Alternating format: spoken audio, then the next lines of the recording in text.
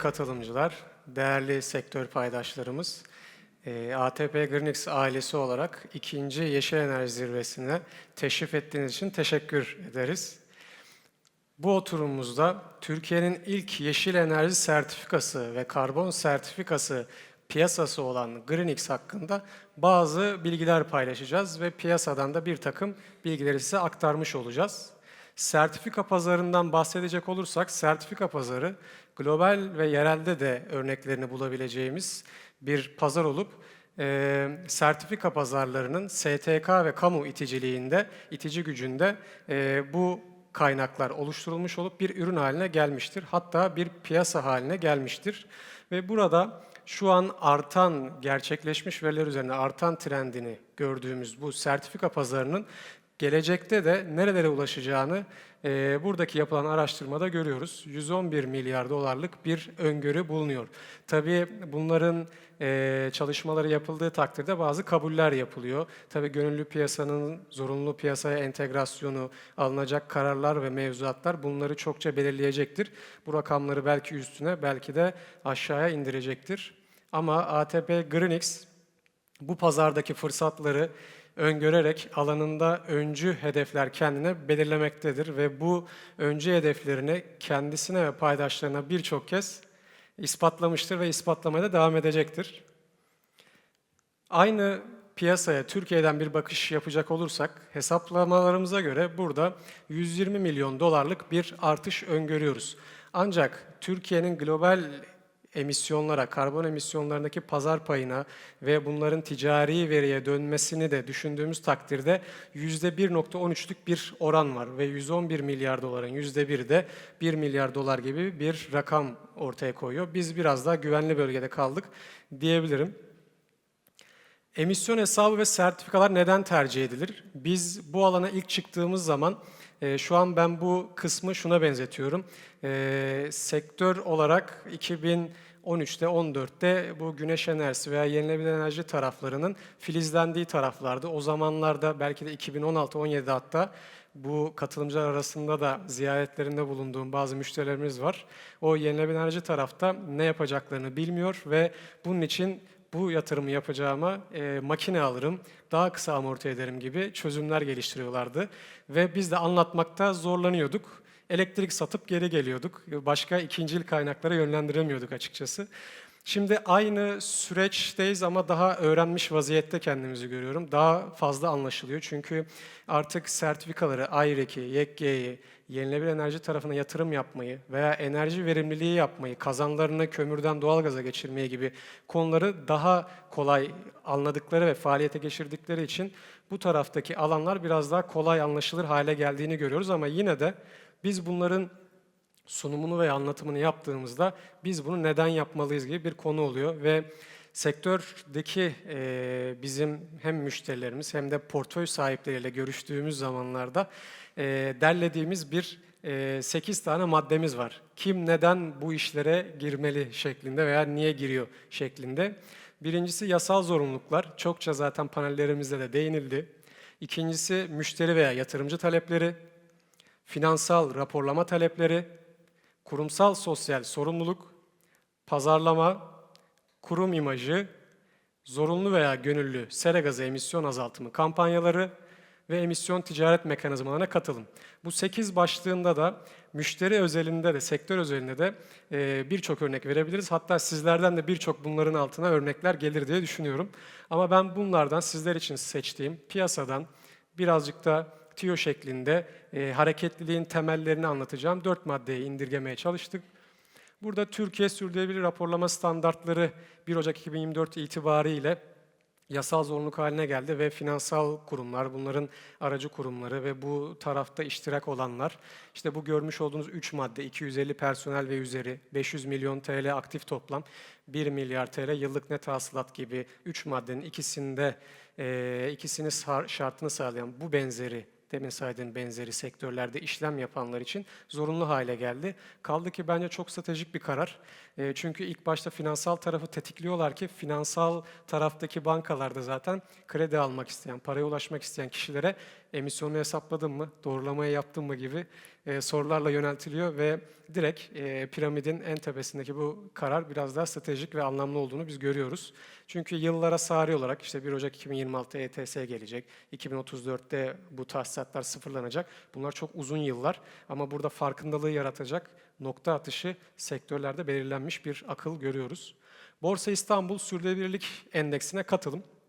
Bu endekste en son baktığımızda 100'e yakın kağıtta, hisse senedinde bu endekse katıldığını görmüştük. Ve buradaki amaç da şirketin bir değerinin elde edip bunun belki de yeşil finansmana, zaten belki de dedik ama yeşil finansmana kolay katılım sağlamak için yapılan araştırma girişimlerden biri.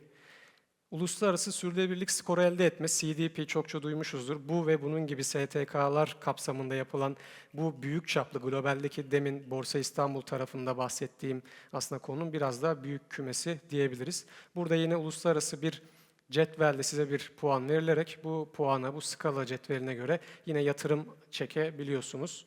Bu anlamda hatta alıcı yani ihtiyaç duyan taraftan yaptığınız enerji verimliliği veya yenilenebilir enerji kaynaklarına yaptığınız yatırımlarla da elde ettiğiniz gelir modeli sayesinde satıcı alana bile geçmiş olabileceksiniz. Yakın zamanda bunları görüyor olacağız. Ve aslında bunu bilerek sona sakladım. Bugünlere gelinmesindeki bel kemik olan ilk slaytımızda da bahsettiğimiz o sertifika, gönüllü taraftaki alanların temelini oluşturan kısımlar. İşte birincisi tekstil dedik, otomotiv ve gıda onları takip ediyor. Buradaki bilinci oturtan o tedarikçilerin alt fasonları diyebiliriz. İkincil imalattaki alanlarına firmalarından istediği talepleri şeklindeydi. Bu genelde Kapsam 2'de Ayrek'te karşımıza çıkıyordu.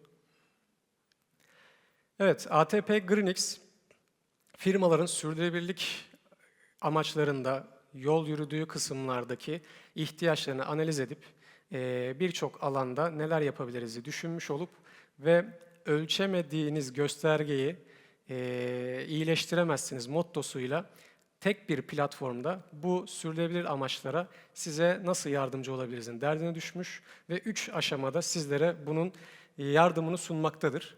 Birincisi karbon ayak izi hesaplama. Yine globaldeki sertifika gibi yani alt tarafta sizlerin mevzuatla desteklendiği, işte sertifikalarına tabi olacağı kısımlardaki o protokollerin, o standartların temellendirildiği altyapıyla karbon ayak izini hesaplıyor. Bunu hesaplarken ESG raporlamayı size bir hem KPI takibi yapmayı hem de maliyetlerinizi izleyerek size karar destek mekanizmasında yardımcı oluyor.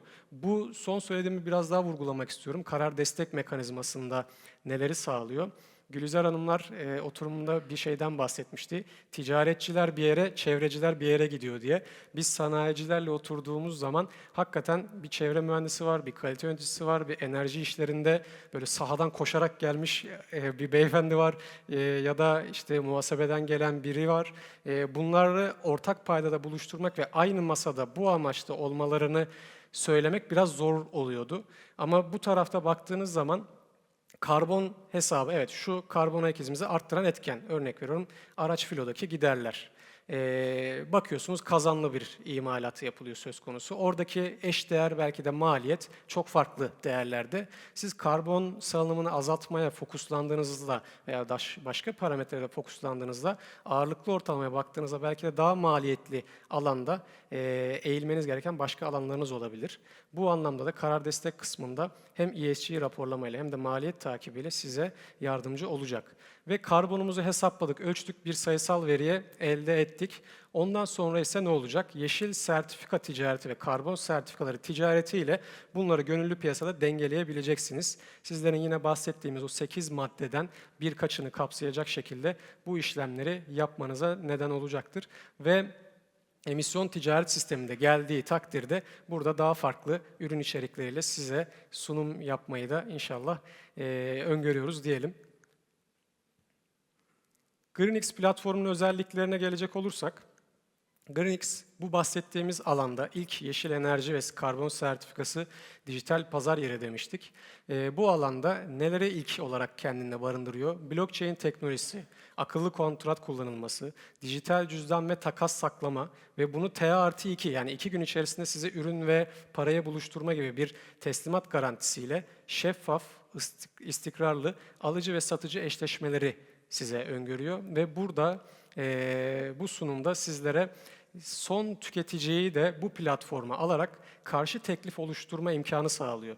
Yani bizler eskiden brokerlar masanın önüne gelirdi, satın almacılar veya enerjicilerle bir müzakere yapılır, bir telefon, mail trafiği olurdu. Şimdi onları kaldırarak 2 gün içerisinde taraflar platformda birbirlerinin isimlerini eşleşene kadar görmeyerek burada ticaretlerini yapabilmektedirler.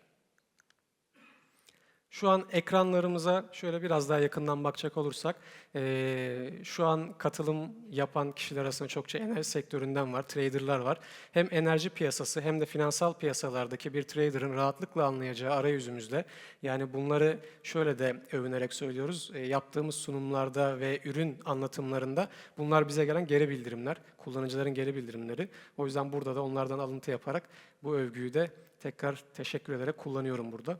Bu alanda sertifikalarımızın tipleri, vintage'ları, buna bağlı olarak miktar ve fiyatlarını görüyorsunuz. GreenX global bir piyasa olduğu için burada tüm ülkelerin tanımlamaları ve işlem yapabilme kabiliyetleri size sunulmaktadır. Ve ATP GreenX şu an Türkiye haricinde yaklaşık 10'a yakın ülkeyle de bu anlamda görüşmeler yapmaktadır. Biraz sonra değineceğim konuyla da cari açık alanında da yaptığımız işlemler bizi mutlu etmektedir. Bu da karbon hesaplaması ekranından sadece bir görüntümüz. Evet, karbonumuzu hesapladık, toplam emisyonlar çıktı, kapsam bazlı emisyonlarımızı gördük. Bir önceki ekrana geldiğiniz zaman burada yeni emir ekleyerek karbonunuzu dengeleyebiliyorsunuz. Tek platformda uçtan uca sürdürülebilir bir çözüm sunmak amacımız. Platformu kullanan bir şirket karbon ayak izini hesaplayarak yerel ve uluslararası standartlara uyum sağlar. Global ihracat pazarında rekabet avantajı sağlar. Açacağım konu burasıydı, demin bahsettiğim cari açık tarafında. Biz katıldığımız toplantılar ve komisyonlarda ve görüştüğümüz alıcı ve satıcı taraflarla şöyle şeyler gördük. Zamanında güneş panelleri, invertörlere yapılan konularla aslında biraz daha benzer. Eşleşme yapmaları lazım. Belki de bir yeşil finansmana erişmeleri lazım. Bir eşleşme için bir broker veya alıcı, satıcı taraf aranıyor ve yurt dışına büyük rakamlar, yani ayrekte telaffuz edemediğimiz büyük rakamlarda bu karbonların eşleştirmeleri oluyor. Ve bu karbon eşleştirmeleri döviz çıkışına neden oluyor. Biz de bu alanda global piyasada hem kendi üreticilerimizi global piyasaya yayarak hem de içerideki üreticilerimizi globale açarak burada bir döviz çıkışını engellemek, hatta döviz girişini arttırmak da bizim motivasyonlarımızdan, bu milli servete sahip çıkmaya çalıştığımız bir iş yapmak için de gayet motivasyonumuz tam. Bu anlamda da büyük bir özveriyle ve büyük bir farkındalıkla çalışmaktayız. Mevzuatsal zorunlulukları yerine getirir. Çünkü ATP GreenX arka tarafta kütüphanelerini sürekli güncel tutarak sizi bu yükümlülüklerden de kurtarmaktadır. Türkiye ve global piyasalardaki sertifika ve fiyat hacim verisine erişim. Az önce bahsettiğim ekranların en üstünde aynı bir Bloomberg TV izler gibi globaldeki ve yereldeki sertifika ticaretlerinin ve değerli emtiaların orada gerçekleşmiş fiyatlarını takip edebilirsiniz. Ve bu blockchain tabanlı ve borsa altyapısıyla çalışan bu platformda gerekli tüm sertifikaların, şu anda sizlere zikrettiğimiz 5 sertifika var. IREC, YEK, Gold, Verra ve Go şeklinde. Bunun sayısı ileride artabilir, azalabilir yine bu mevzuatlara bağlı olarak. Bu tüm sertifikalara bu tek platformda erişebilirsiniz. Evet, sayılarla GreenX'e geldiğimiz zaman yaklaşık 11 ay önce ilk zirvemizi yaptığımızda ürünümüzü canlıya almadan hayallerimizi belki de size aktarmıştık. Şimdi biraz sayılara dökmek istiyoruz. Onun da haklı gururunu yaşıyoruz. Şu an B2B alanda 100'ün üstünde üyemiz var ve bunlardan 26 tanesi üretici. %10 yenilenebilir enerji kaynaklarının kurulu gücü şu an platformumuzda mevcut. Buradan EOS'un kurulu gücünü çıkardığınız zaman yaklaşık %15'e yaklaşıyor bir oran ve sürekli de artan bir eğilimde gidiyoruz.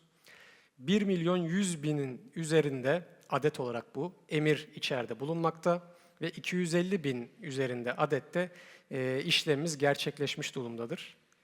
Sunumumu şu an sonlandırıyorum ve bir cümleyle sonlandırmak istiyorum. ATP Greenix ile şirketlerinizin sürdürülebilirliğinizi dijitalleştiriyoruz diyorum. Beni dinlediğiniz için teşekkür ederim.